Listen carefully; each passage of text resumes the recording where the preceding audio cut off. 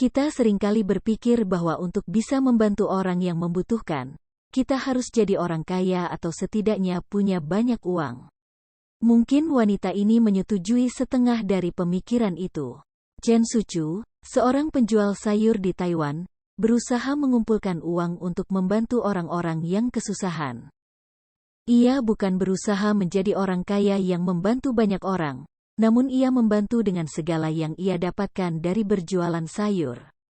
Kurang lebih ia sudah mendonasikan sekitar 3 miliar rupiah dari hasil penjualannya. Menurut sebuah koran, Chen Suchu mengatakan, uang itu akan bernilai ketika kita gunakan untuk mereka yang membutuhkan.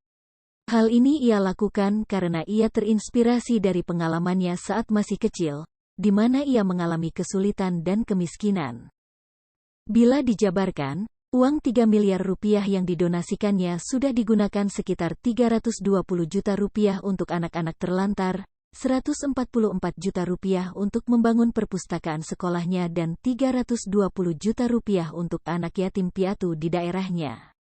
Meski sudah mendonasikan sebanyak itu, namun wanita ini tidak berencana untuk berhenti menjadi donatur. Meski sudah menjadi pembicaraan di seluruh dunia, namun wanita ini tetap rendah hati. Ia tidak bercerita banyak, karena menurutnya tidak ada yang bisa diceritakan.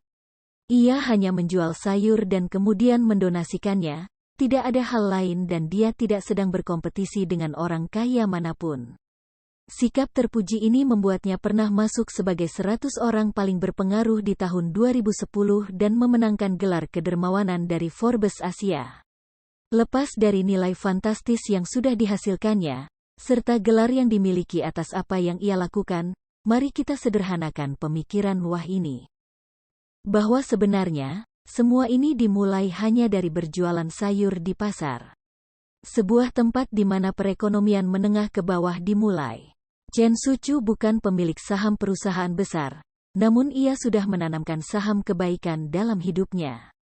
Ia melakukan hal sederhana, namun menghasilkan perbuatan yang mengagumkan.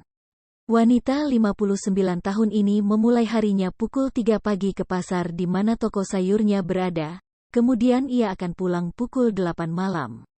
Ia menjadi yang pertama datang dan menjadi yang terakhir pulang di pasar tersebut.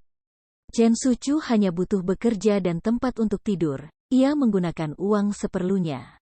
Sebuah kehidupan yang sangat sederhana, jauh dari kemewahan. Yang dapat kita pelajari dari ibu ini adalah tekadnya. Kita tidak perlu ikut-ikutan jualan sayur. Namun dengan apa yang kita miliki, kita bisa membantu orang-orang dengan cara yang tidak muluk-muluk.